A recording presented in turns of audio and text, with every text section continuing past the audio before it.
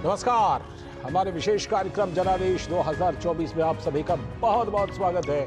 मैं हूं लालचंद्र सिंह। जनादेश यानी कि लोकसभा चुनावों की स्पष्ट और बिल्कुल निष्पक्ष खबर। दूसरे चरण के मतदान के बाद बाकी बचे 5 चरणों के लिए चुनाव प्रचार रफ्तार पकड़ चुका है।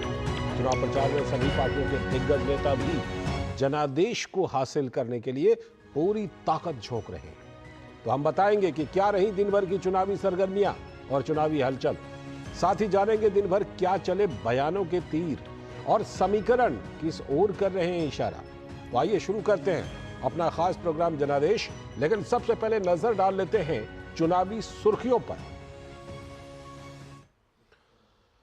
लोकसभा चुनाव के बाकी बचे 5 चरणों के लिए धुआंधार प्रचार जारी। प्रधानमंत्री नरेंद्र मोदी ने महाराष्ट्र के कोल्हापुर में जनसभा को किया संबोधित।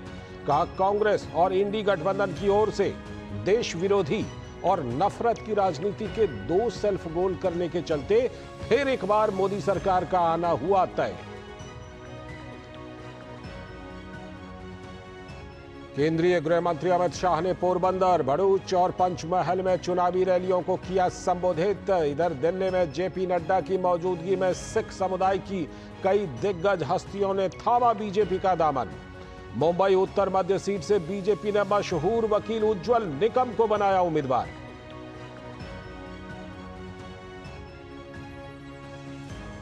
चुनावी रण में विपक्ष ने भी झोंकी ताकत।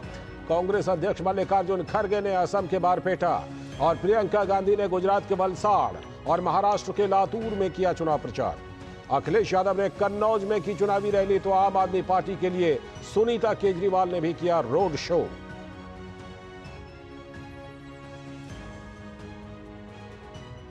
अब से कुछ ही देर बाद कांग्रेस की केंद्रीय चुनाव समिति की बैठक। अमेठी और रायबरेली सहित कई सीटों पर होगा मंथन। अमेठी से राहुल गांधी और रायबरेली से प्रियंका गांधी की उम्मीदवारी को लेकर जारी अटकलों पर लग सकता है विराम।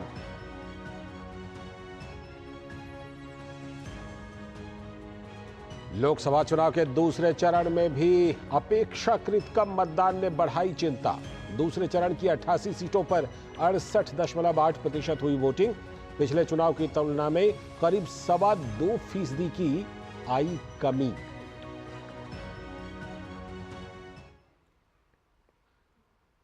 तो ये थी चुनावी हेडलाइंस और अब चुनावी खबरों को देखते हैं विस्तार से जनादेश 2024 में।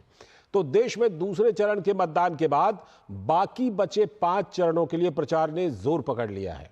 एनडीए और इंडी गठबंधन के दिग्गज की चुनावी रैलियां और बयानबाजी जारी है। तो आइए देखते हैं हमारे विशेष कार्यक्रम में दिन भर की चुनावी हलचल क्या है जनता का जनादेश।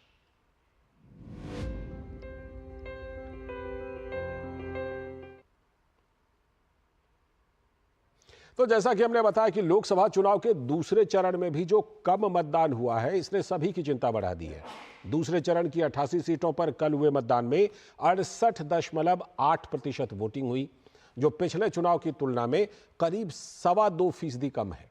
कम मतदान के लिए गर्मी सहित वैसे तो कई वजहों को जिम्मेदार माना जा रहा है, लेकिन हर राजनीतिक दल अपने अपने हिसाब से इसे अपने पक्ष में बताने में जुट गए हैं। कुछ देर पहले महाराष्ट्र के कोल्हापुर की चुनावी रैली में पीएम मोदी ने कहा कि दूसरे चरण का मतदान पूरा होने के बाद बीजेपी और एनडीए 2-0 से आगे चल रहे हैं। हालांकि कांग्रेस और इंडी गठबंधन भी अपनी अपनी जीत के दावे कर रहे हैं। तो देखिए हमारी ये रिपोर्ट।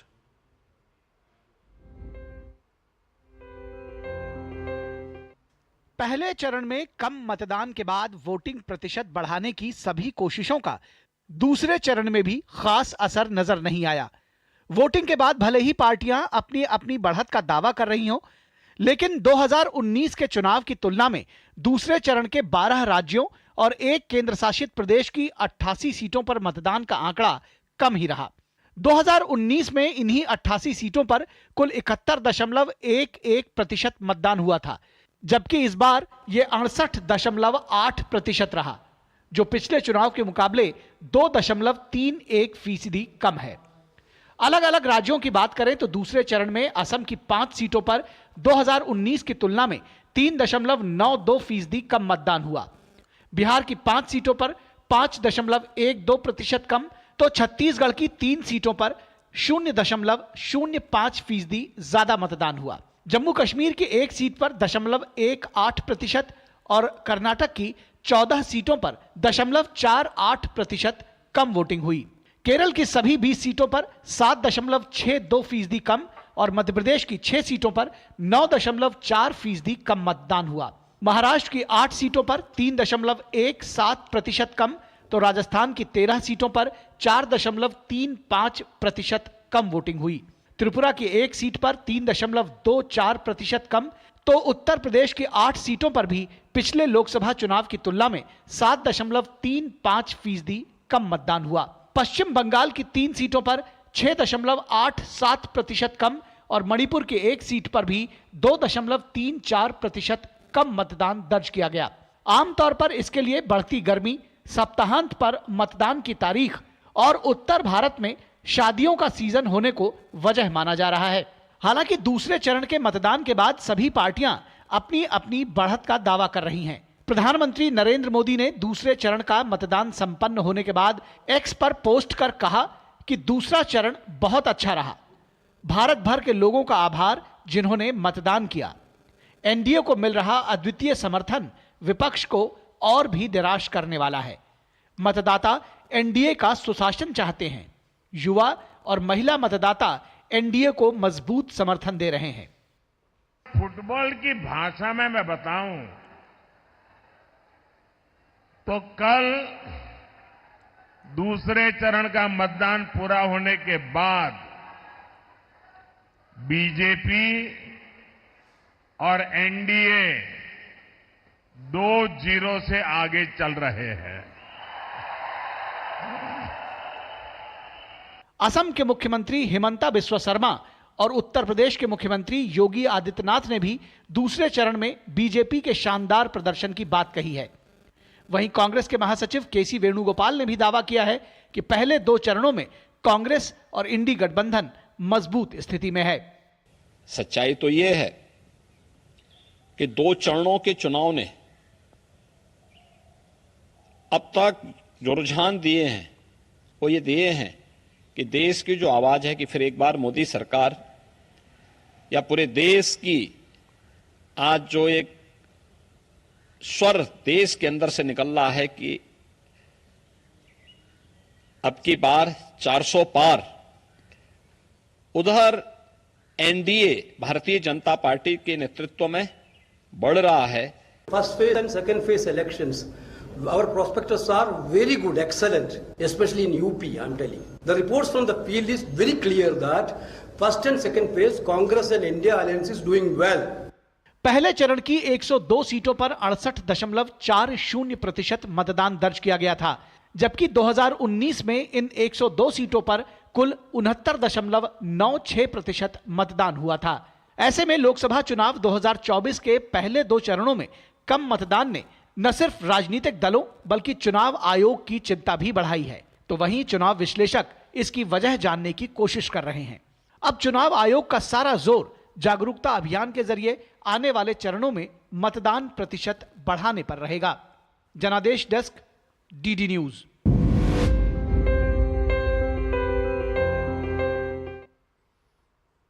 तो ये रिपोर्ट आपने देखी, इसमें आंकड़े देखे, इसमें दावे देखे और अब आगे के चरणों के लिए प्रचार भी चल रहा है। तो महाराष्ट्र में एनडीए के चुनाव प्रचार को और धार देते हुए प्रधानमंत्री नरेंद्र मोदी ने कोल्हापुर में विशाल जनसभा की। रैली में उमड़े भारी जनसैलाब को संबोधित करते हुए पीएम ने कांग्रेस और इंडी गठबंधन पर जमकर हमले किए। उन्होंने कहा कि कांग्रेस के शहजादे ने घोषणा की है कि आपकी संपत्ति और महिलाओं के गहने और सोने चांदी की जांच करवाएंगे। आपकी कमाई को कांग्रेस उन लोगों में बांटेगी जिसका इस पर पहला हक है, जैसा कि कांग्रेस वाले बताते हैं। तुष्टीकरण के लिए कांग्रेस किसी भी हद तक गिर सकती है। पीएम ने कहा कि कांग्रेस और इंडिया अलायंस ने देश विरोधी और नफरत की राजनीति के 2 सेल्फ गोल कर लिए हैं, इसीलिए फिर एक बार मोदी सरकार पक्का हो गया है। कांग्रेस और इंडिया अलायंस ने देश विरोधी और नफरत की राजनीति के 2 सेल्फ गोल कर लिए हैं। और इसलिए ये पक्का हो गया है, फिर एक बार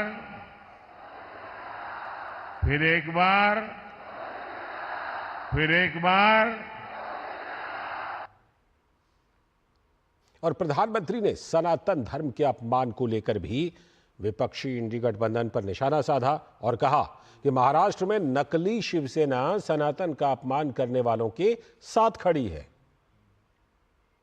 जो लोग सनातन के विनाश की बात करते हैं, उन्हें इंडी अगाड़ी के लोग महाराष्ट्र बुलाकर उनका सम्मान करते हैं। ये दृश्य देख करके मुझे तो सोचता हूं बाला साहब के पर कितनी बीती होगी, बाला साहब ठाकरे के मन पर कितनी चोट पहुंची होगी। ऐसे लोग हैं ये। इतना ही नहीं, इंडी अगाड़ी वोट बैंक की राजनीति में इतना गिर गया है कि शिवाजी महाराज की धरती पर ये औरंगजेब को मानने वालों से जाकर के मिल गए हैं। नकली शिवसेना इन सब एजेंडों में इन लोगों के साथ कंधे से कंधा मिलाकर चल रही है। और अब हम बात करते हैं छत्तीसगढ़ की, जहां के चुनावी माहौल पर कोरबा लोकसभा सीट से बीजेपी की उम्मीदवार सरोज पांडे ने डीडी न्यूज से खास बातचीत करते हुए कहा कि इस बार राज्य की सभी 11 सीटों पर भाजपा की जीत निश्चित है। उन्होंने कहा कि कांग्रेस कोई चुनौती नहीं है, पूरा देश पीएम मोदी के साथ है।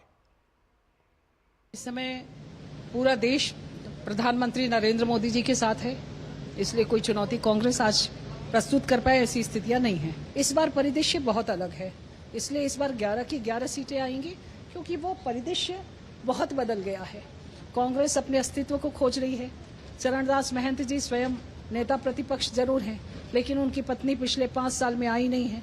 उन्होंने क्षेत्र में कोई काम किया नहीं है। भ्रष्टाचार चरम पर है। इनके कार्यकाल में 2-2 कलेक्टर भारत के इतिहास में लिखा जाएगा। जो डीएमएफ फंड में और कोयला में वो कलेक्टर जेल में आज तक हैं। तो बहुत साफ और स्पष्ट बात है, इनके मंत्री स्वयं डीएमएफ फंड पर कलेक्टर के ऊपर आरोप लगाते रहे, सांसद चुप रही। तो मुझे ऐसा लगता है कि जो भ्रष्टाचार हुआ उस पर इनके चुप्पी भी रहस्यमय है। तो मैं मानती हूं कि अगर भ्रष्टाचार हो रहा है और आप उसे देख रहे हैं और जनप्रतिनिधि हैं, फिर आप क्यों चुप रहे। बीजेपी नेता सरोज पांडे का यह दावा। और अब हम आगे आपको दिखाएंगे कि कांग्रेस की सीईसी में आज क्या कुछ हो सकता है। अभी वक्त है एक छोटे से ब्रेक का। जीरा से प्यास बुझाए, डाइजेशन के लिए मस्त, शरीर में नमक पानी का बैलेंस बनाए। सिप सिप जीरा सिप, जीरा सिप, इंग्लिश का जल्दी और जीरा सिप, जीरा सिप, जीरा सिप। मेरे 1 वोट से घर में मुफ्त राशन आया, अब मेरे वोट से और 5 साल तक मिलेगा। ये है मोदी की गारंटी और मेरी गारंटी। कमल का बटन दबाएं, भाजपा को जिताएं। बहाना नंबर 11, नींद पूरी करने का डे। बहाना नंबर 28, ट्रिप पर जाने का डे।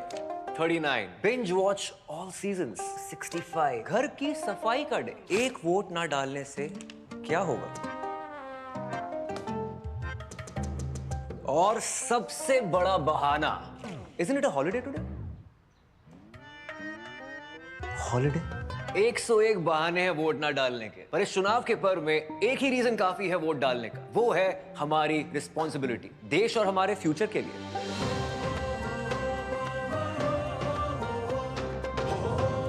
तो चलो सब मिलकर मनाते हैं इस चुनाव के पर्व को गर्व के साथ। मैं क्या जी, सब जानते हैं, जहां दिखे मारियो, अपना समझ के खा लियो। स्वाद से सबको दीवाना कर दे, दीवाना कर दे। पता का चाय, गजब का स्वाद। आज दही बड़ा खाने का मन है। वाह क्या स्वाद। असली स्वाद तो MDH दही बड़ा रायता मसाले से ही आता है।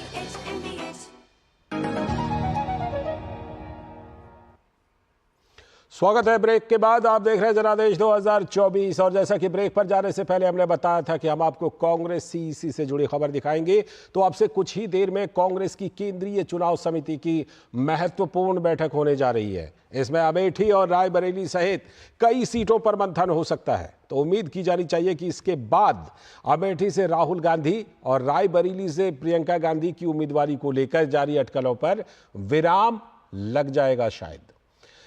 तो अपने संवाददाता कुमार आलोक से जुड़ते हैं।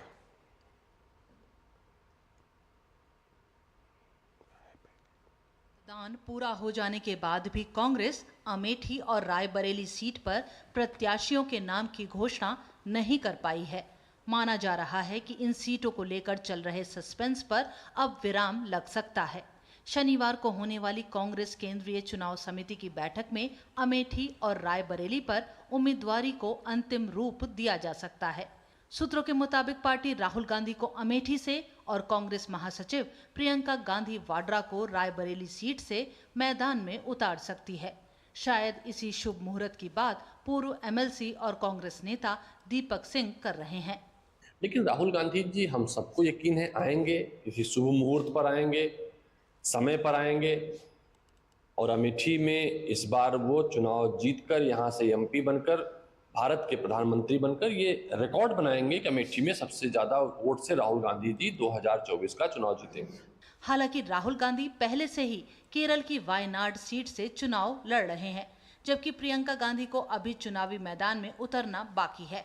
उनके पति रॉबर्ट वाड्रा भी बीते दिनों कई बार ये इच्छा जाहिर कर चुके हैं कि वे भी चुनाव मैदान में उतरना चाहते हैं। उन्होंने अमेठी से ही चुनाव लड़ने की बात कही थी और शहर में कई जगह पर उनके पोस्टर भी लगाए गए थे, जो बाद में हटा लिए गए। पूरे देश से पुकार है कि मैं सक्रिय राजनीति में आऊं, पर यह है क्योंकि मैं देश के लोगों के लिए हमेशा निकलता हूं, लोगों के बीच में रहता हूं। मैंने 1999 से वहां प्रचार किया, लोगों के बीच में रहा और 2004 में भारी बहुमत से सोनिया जी को जिता के लाए। वहाँ के लोग हमेशा चाहते हैं कि मैं उनके साथ उनके क्षेत्र में आऊं और जो स्मृति ईरानी जी जो सांसद है वहाँ की, वो जो वादे किए थे वो पूरे नहीं किए। इस बीच केंद्रीय मंत्री और अमेठी से भाजपा उम्मीदवार स्मृति ईरानी ने राहुल गांधी को निशाने पर लिया। उन्होंने राहुल गांधी के अमेठी से रिश्ता तोड़ देने की बात उठाई।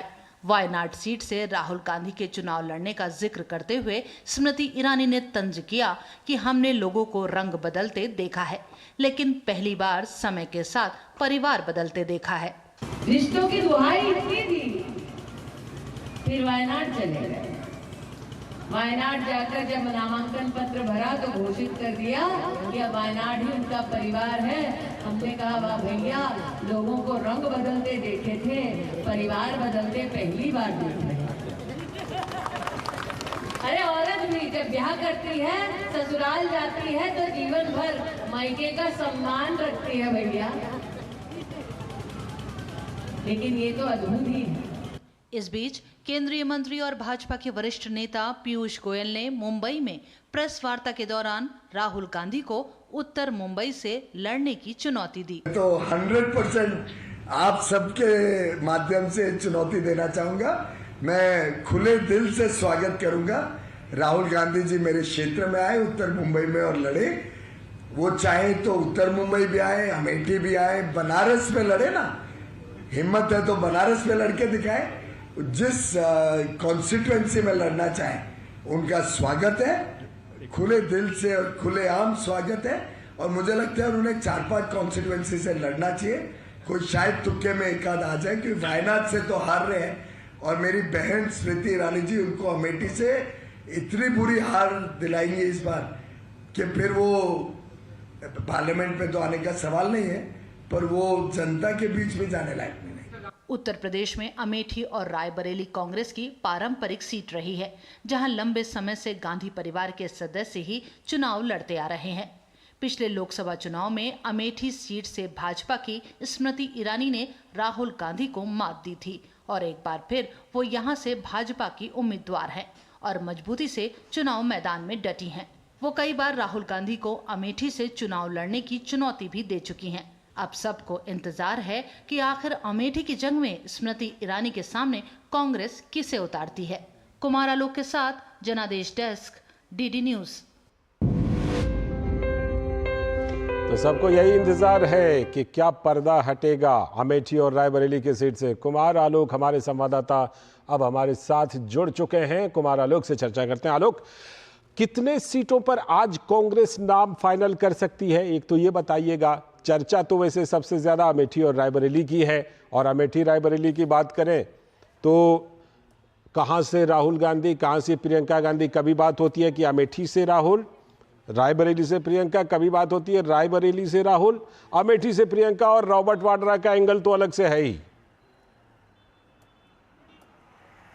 देखिए, अभी लालचंद जी बहुत पेशोपेश में है कांग्रेस का जो शीर्ष नेतृत्व है, और वो यही चाह रहा है कि पहले तो इन्होंने 26 तारीख को जहां वायनाड में चुनाव था तो ऐसा कोई रिस्क नहीं लेना चाहते थे राहुल गांधी कि हम अगर अमेठी से अगर घोषणा कर देंगे अपनी उम्मीदवारी का, कांग्रेस अगर राहुल गांधी की उम्मीदवारी का घोषणा कर देगी तो उसका पूरा का पूरा प्रभाव पड़ेगा वायनाड के लोगों पे, और वायनाड के लोग यही समझेंगे कि राहुल गांधी वायनाड और अमेठी से अगर जीतते हैं तो निश्चित रूप से वो अमेठी को चुनेंगे, तो उस स्थिति में हमको क्यों वोट करेंगे। लेकिन जो खबरें आ रही हैं खासकर वायनाड से, एनी राजा से हमारी बात हुई है, एनी राजा डी राजा की पत्नी है, और उनसे जो हमारी बातचीत हुई है तो यहाँ पर कहा जा रहा है कि मुकाबला बहुत तगड़ा है वहां पर राहुल गांधी के साथ। तो अब जो एक प्रेशर है उत्तर प्रदेश में, खास करके उत्तर प्रदेश में जो कांग्रेस के जो लीडर हैं वो चाहते हैं कि राहुल गांधी अमेठी से आए और प्रियंका गांधी रायबरेली से आए। लेकिन इसमें भी दो समस्या है कि अगर राहुल गांधी आए अमेठी से और प्रियंका गांधी रायबरेली से आई, रायबरेली में भी बीजेपी वहां पर इंतजार करे, बहुत जबरदस्त कैंडिडेट वहां देने जा रही है, तो इन लोग रायबरेली और अमेठी में ही फंस के रह जाएगा, क्योंकि स्मृति ईरानी एक बार हरा चुकी उनको। 2004 में जीते राहुल गांधी, 2009 में जीते राहुल गांधी, 2014 में बहुत मुश्किल से जीते, और 2019 में तो उन्हें लगभग उनको परास्ती कर दिया, लगभग नहीं परास्ती कर दिया। तो ये अगर अमेठी और क्योंकि स्टार प्रचारक आज की डेट में कांग्रेस के लिए राहुल गांधी और प्रियंका गांधी हैं, और खड़गे की उम्र जो है वो काफी बढ़ चुकी है, और सोनिया गांधी भी अस्वस्थ हैं। ऐसी स्थिति में अगर ये लोग राहुल गांधी अमेठी और प्रियंका गांधी रायबरेली से लड़ती हैं तो वो लोग सीमित हो जाएगा अपने सीट को बचाने के लिए, और ये कांग्रेस के लिए मुश्किल हो जाएगा। ठीक है, मैं आपसे आगे हम लोग और अपडेट लेते रहेंगे क्योंकि ये बैठक आपसे कुछ देर में होनी है। फिलहाल आपका बहुत बहुत शुक्रिया। वक्त है अभी एक ब्रेक का, ब्रेक के बाद लौटेंगे तो कुछ और खबरें देखेंगे। मेरे एक वोट से मोदी जी मेरे घर बिजली ले आए। अब मेरे वोट से सौर ऊर्जा से हर घर का बिजली बिल 0 होगा। ये है मोदी की गारंटी, और मेरी गारंटी। कमल का बटन दबाएं, भाजपा को जिताएं। गोल्डी छोले मसाले, जहाँ जाए रिश्ते बनाए, जहाँ जाए रिश्ते बनाए, गोल्डी मसाले। तेरी होने वाली मदर इन लॉ कुछ ज्यादा ही ट्रेडिशनल है। ट्रेडिशनल लोग ज्यादा इमोशनल होते हैं। तो भाई साहब, कोई किसी की लाइफ में आग नहीं लगा पाएगा। समर कूल, जो हर दिल करे कबूल। तो स्वागत है ब्रेक के बाद। अब बात करेंगे चर्चित लोकसभा सीट की।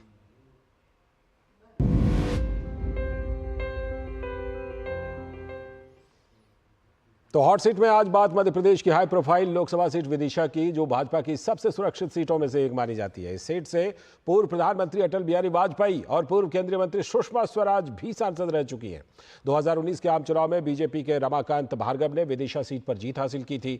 उन्होंने कांग्रेस के शैलेंद्र पटेल को हराया था, लेकिन भाजपा ने इस बार फिर से पूर्व मुख्यमंत्री शिवराज सिंह चौहान को विदिशा सीट से उम्मीदवार बनाया है, जिससे यह सीट काफी चर्चा में है।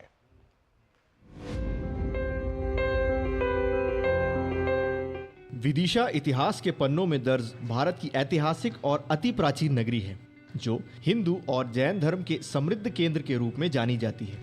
यह मध्य प्रदेश के मध्य में स्थित है। विदिशा जिले के उत्तर में अशोकनगर जिला, पूर्व में सागर, दक्षिण में रायसेन जिला, दक्षिण पश्चिम में भोपाल और उत्तर पश्चिम में गुना जिला है। 5वीं और 6ठी शताब्दी में यह प्रमुख व्यापारिक केंद्र था। 1904 में इस क्षेत्र को भेलसा जिला बनाया गया। जब देश स्वतंत्र हुआ तो ग्वालियर राज्य की रियासत विदिशा मध्य प्रदेश में आ गई। साल 1949 में इसे एक पूर्ण जिला बनाया गया और 1956 में इस जिले का नाम बदलकर विदिशा रखा गया। राजनीतिक दृष्टि से भी विदिशा नगरी समृद्धशाली रही है। विदिशा के चुनावी इतिहास को देखें तो यह लोकसभा सीट 1967 में भारत की चौथी लोकसभा के साथ अस्तित्व में आई। तब से अब तक हुए 13 लोकसभा चुनाव में एक बार जनता पार्टी, 2 बार इंदिरा कांग्रेस जीती है। बाकी बार इस सीट पर जनसंघ और भाजपा का कब्जा रहा है। यह लोकसभा क्षेत्र प्रारंभ से भाजपा की सुरक्षित सीटों में शामिल रहा है। यहाँ से एक बार 1991 में भारत रत्न से सम्मानित पूर्व प्रधानमंत्री अटल बिहारी वाजपेयी चुनाव जीते। तब से यह सीट राष्ट्रीय मानचित्र पर चर्चित हो गई। इसके बाद 2 बार साल 2014 और 2019 में भारत की विदेश मंत्री रही सुषमा स्वराज भी यहाँ से सांसद रही हैं। इस लोकसभा क्षेत्र से पूर्व मुख्यमंत्री शिवराज सिंह चौहान 1991 से 2004 तक लगातार 5 बार सांसद रह चुके हैं। लोकसभा चुनाव 2024 में भारतीय जनता पार्टी ने एक बार फिर यहां से पूर्व मुख्यमंत्री शिवराज सिंह चौहान को मैदान में उतारा है। वहीं कांग्रेस की तरफ से प्रताप भानु शर्मा को उम्मीदवार बनाया है। सबका साथ, सबका विकास, सबका विश्वास और सबके प्रयास के मूल मंत्र के साथ हम विदिशा में सबके कल्याण के काम भी करेंगे, विकास भी होगा और देश को आगे बढ़ाने में भी अपना योगदान करेंगे। बदले लेने की तो कोई चुनाव होता नहीं है, जीत हार तो होती है। पहले वो जीत गए थे, हम हार गए थे, इस बार हम जीत जाएंगे, वो हार सकते हैं। और ये जीतने की लड़ाई है, इसको बदले की भावना से नहीं लड़ना चाहिए, मित्रता की भावना से ही ये चुनाव होना चाहिए। उनने बहुत सेवा कर ली, अब उनको हिसाब देने का समय है। मध्य प्रदेश की high profile Vidisha Lok Sabha seat क्रमांक 18 विदिशा रायसेन संसदीय क्षेत्र में विदिशा, रायसेन, सीहोर और देवास जिले को मिलाकर 8 विधानसभा क्षेत्र आते हैं, जिसमें विदिशा जिले की विदिशा एवं बासोदा, रायसेन जिले की सांची, सिलवानी, भोजपुर, सीहोर जिले की बुधनी एवं इच्छावर और देवास जिले की खातेगांव विधानसभा क्षेत्र शामिल हैं। विदिशा संसदीय क्षेत्र में इस बार 19,40,045 मतदाता अपने मताधिकार का प्रयोग करेंगे। मुंबई दिल्ली रेल मार्ग पर विदिशा शहर राजधानी भोपाल से महज 1 घंटे की दूरी पर है। यह संसदीय क्षेत्र कृषि प्रधान होने से एक और जहां शरबती गेहूं के लिए मशहूर है, वहीं ऐतिहासिक धरोहरों को अपने में समेटे विश्व पर्यटन में शामिल है। विदिशा से वेद प्रकाश शर्मा के साथ bureau report, DD news Bhopal.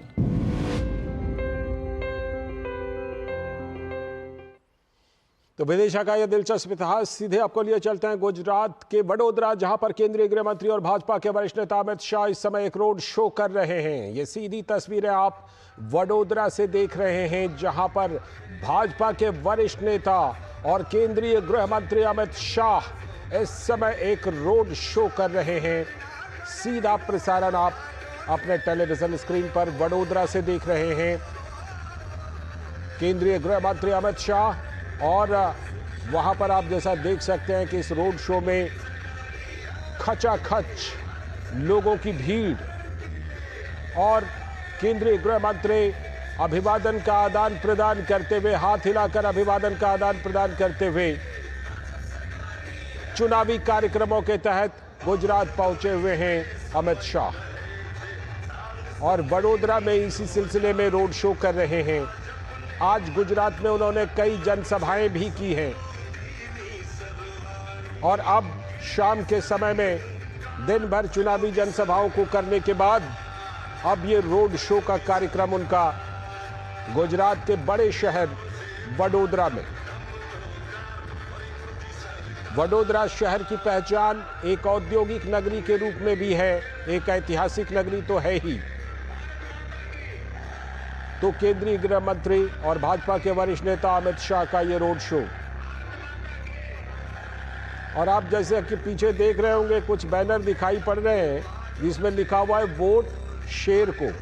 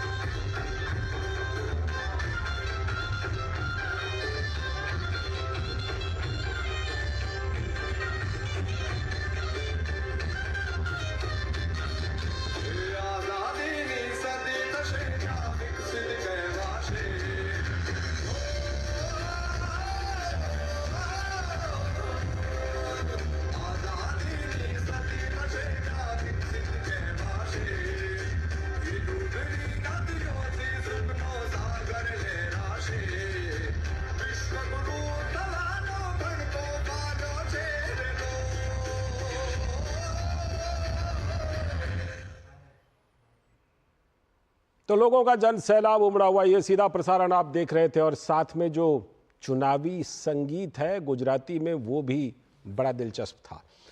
तो आज के जनादेश में फिलहाल इतना ही। पूरी टीम को दीजिए अनुमति, लेकिन डीडी न्यूज पर खबरों और कार्यक्रमों का सिलसिला लगातार जारी है। नमस्कार।